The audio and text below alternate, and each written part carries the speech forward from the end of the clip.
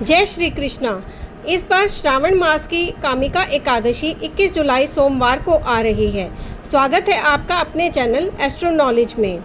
आज हम कामिका एकादशी व्रत कथा का श्रवण कर रहे हैं। शास्त्रों में इसका बहुत महत्व बताया गया है। इस एकादशी का पालन करके आप अपने चातुर्मास को और अधिक विशेष और महत्वपूर्ण बना सकते हैं। तो आइए आरंभ करते हैं। अर्जुन ने कहा, हे प्रभु, मैंने आषाढ़ माह के शुक्ल पक्ष की देवशयनी एकादशी का सविस्तार वर्णन सुना। अब आप मुझे श्रावण माह के कृष्ण पक्ष की एकादशी की कथा सुनाने की कृपा करें।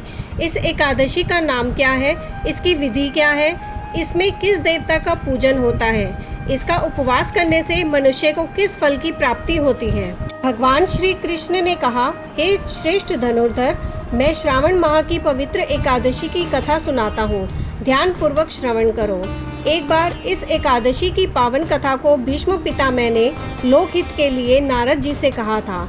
एक समय नारद जी ने कहा, हे पितामह, आज मेरी श्रावण के पक्ष कृष्ण पक्ष की एकादशी की कथा सुनने की इच्छा है, अतः आप इस एकादशी की व्रत कथा विधान सहित सुनाइए। नारद जी की इच्छा को सुन पितामह भीष्म ने कहा, हे नारद जी, आपने बहुत ही सुंदर प्रस्ताव किया है। अब आप बहुत ध्यान पूर्वक इसे श्रवण कीजिए। श्रावण माह के कृष्ण पक्ष की एकादशी का नाम कामिका एकादशी है। इस एकादशी की कथा सुनने मात्र से ही वाजपेयी यज्ञ के फल की प्राप्ति होती है। कामिका एकादशी के उपवास में शंख, चक्र, गदाधारी भगवान विष्णु का पूजन होता है। जो मनुष्य इस एकादशी को धूप, दीप, नैवेद्य आदि से भगवान विष्णु की पूजा करता है, उन्हें गंगा स्नान के फल से भी उत्तम फल की प्राप्ति होती है। सूर्य ग्रहण और चंद्र ग्रहण में केदार और कुरुक्षेत्र में स्नान करने से जिस पुण्य की प्राप्ति होती है, वह पुण्य कामिका एकादशी के दिन भगवान विष्णु की भक्ति पूर्वक पूजा करने से प्राप्त हो जाता है। भगवान विष्णु की श्रावण माह में भक्ति पूर्वक पूजा करने का फल समुद्र और वन सहित पृथ्वी दान करने के फल से भी ज़्यादा होता है। व्यतिपात में गंडकी नदी में स्नान करने से जो फल प्राप्त होता है, वह फल भगवान की पूजा करने से मिल जाता है। संसार में भगवान की पूजा का फल सबसे ज़्यादा है, अतः भक्ति पूर्वक भगवान की पूजा ना बन सके तो श्रावण माह के कृष्ण पक्ष की एकादशी कामिका एकादशी का उपवास करना चाहिए। आभूषणों से युक्त बछड़ा सहित गोदान करने से जो फल प्राप्त होता है, वह फल कामिका एकादशी के उपवास से मिल जाता है। जो उत्तम द्विज श्रावण माह के कृष्ण पक्ष की कामिका एकादशी का उपवास करते हैं तथा विष्णु भगवान का पूजन करते हैं, उनसे सभी देव, नाग, किन्नर, पितृ आदि की पूजा हो जाती है। इसलिए पाप से डरने वाले व्यक्तियों को विधि विधान सहित इस उपवास को करना चाहिए। संसार सागर तथा पापों में फंसे हुए मनुष्यों को इनसे मुक्ति के लिए कामिका एकादशी का व्रत करना चाहिए। कामिका एकादशी के उपवास से सभी पाप नष्ट हो जाते हैं। संसार में इससे अधिक पापों को नष्ट करने वाला कोई और उपाय नहीं है। हे नारद जी, स्वयं भगवान ने अपने मुख से कहा है कि मनुष्यों को अध्यात्म विद्या से जो फल प्राप्त होता है, उससे अधिक फल कामिका एकादशी का व्रत करने से मिल जाता है। इस उपवास के करने से मनुष्य को ना यमराज के दर्शन होते हैं और ना ही नर्क के कष्ट भोगने पड़ते हैं। ये स्वर्ग का अधिकारी बन जाता है।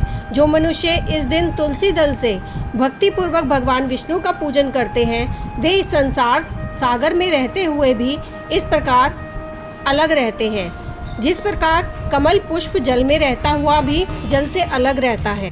तुलसी दल से भगवान श्री हरि का पूजन करने का फल एक बार स्वर्ण और 4 बार चांदी के दान के बराबर फल प्रदान करता है। भगवान विष्णु रत्न, मोती, मणि और आदि आभूषणों की अपेक्षा तुलसी दल से अधिक प्रसन्न होते हैं। जो मनुष्य प्रभु का तुलसी दल से पूजन करते हैं, उनके सभी पाप नष्ट हो जाते हैं। हे नारद जी, मैं भगवान की अति प्रिय श्री तुलसी जी को प्रणाम करता हूँ। तुलसी जी के दर्शन मात्र से मनुष्य के सभी पाप नष्ट हो जाते हैं और शरीर के स्पर्श मात्र से मनुष्य पवित्र हो जाता है। तुलसी जी को जल से स्नान कराने से मनुष्य की सभी यम यातनाएं नष्ट हो जाती हैं। जो मनुष्य तुलसी जी को भक्ति पूर्वक भगवान के श्री चरण कमलों में अर्पित करता है, उसे मुक्ति मिलती है। इस कामिका एकादशी की रात्रि को जो मनुष्य जागरण करते हैं और दीपदान करते हैं, उनके पुण्य को लिखने में चित्रगुप्त भी असमर्थ है। एकादशी के दिन जो मनुष्य भगवान के सामने दीपक जलाते हैं, उनके पितर स्वर्गलोक में अमृत का पान करते हैं। भगवान के सामने जो मनुष्य घी या तिल के तेल का दीपक जलाते हैं, उनको सूर्य लोक में भी सहस्त्रों दीपकों का प्रकाश मिलता है। कामिका एकादशी व्रत कथा। एक गांव में एक वीर क्षत्रिय रहता था। एक दिन किसी कारणवश उसकी ब्राह्मण से हाथापाई हो गई और ब्राह्मण की मृत्यु हो गई।